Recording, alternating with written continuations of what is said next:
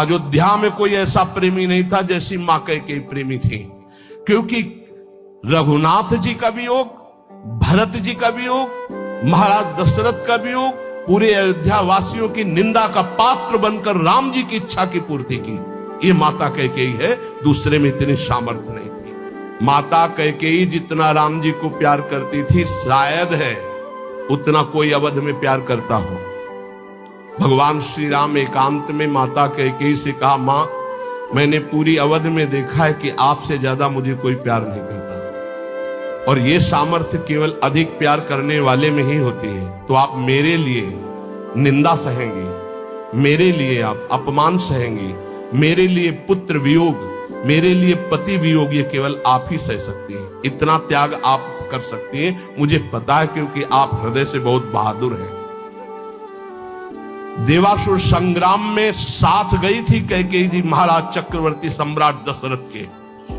भगवान राम जी इसीलिए कह रहे हैं कि आपका हृदय वीर रस से भरा हुआ है, आप सह सकती हो मां, बस एक मेरी इच्छा है। तो उन्होंने कहा, हे राम तुम्हारे लिए अभी प्राण त्याग सकती हूं, तुम्हारे लिए सब कुछ त्याग सकती हूं। तो उनका आपको बस जिसलिए मेरा अवतार हुआ, मैं संतों के सुख के लिए अवतरित हुआ हूं, मैं अवध का राजा अभी नहीं बनूंगा, अभी आपको मुझे वनवास भेजना ही होगा।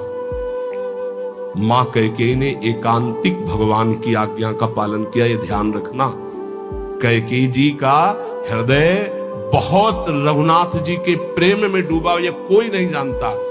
सर्वश्रेष्ठ प्रेम मां कैकेयी का, जिन्होंने अपना अपमान सहा, निंदा सहा, लेकिन राम जी की इच्छा की पूर्ति की। ये अंदर की बात कह रहा हूं। भरत जी ने कभी मां नहीं कहा।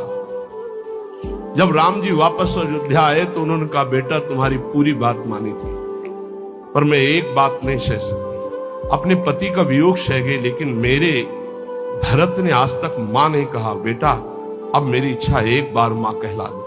तो राम जी जा रहे थे, भरत जी को सूचना मिली कि राम जी ये कहलाने के लिए आ रहे हैं। उनकी जो दशा हुई वो देखकर भगवान वापस हो गए कि ऐसा नहीं, एक बार भी मान। इतना कष्ट सहा माता कैकेयी ने, लेकिन राम जी की इच्छा का पालन किया। ध्यान